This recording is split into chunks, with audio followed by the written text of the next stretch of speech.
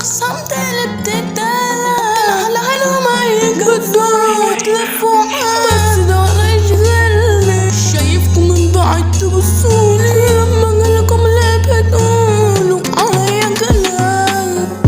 كل اللي بحنا مش تبعنا كل الأخصام تبعنا شغلنا أي كلام وأنا مش شايف على مين تعملوا يا غيني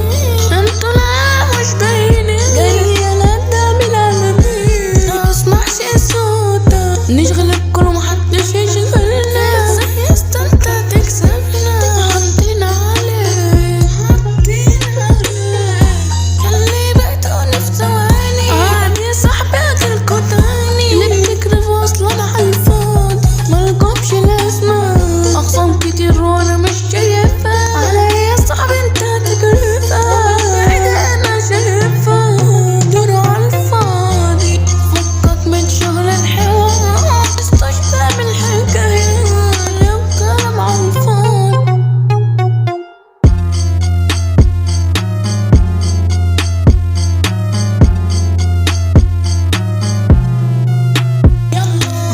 كل الأخصام دي اللي بتتدلع على حلو ما يكفوا بس أنا كيفكم ساعدي برضه أنا مش شايفكم من صغري لسه كشفكم بتتكلموا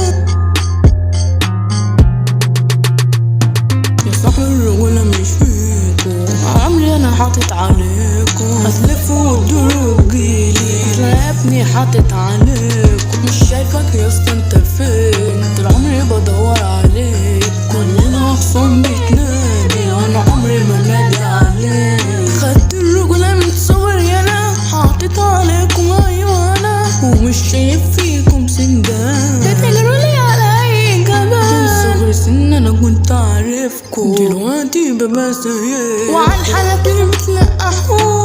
وفي الحياة بتخافوا أحمد السلطان غنى وكهداء في مجاله يعني والأداء وكله بيتكلم عليا وأنا مش بروح أخصامكم يالا مش شغلاني على مين يا صاحبي هتجي تاني وتسيبونا في حالنا وفي أي مكان عينك ورشقة بس تابع عينك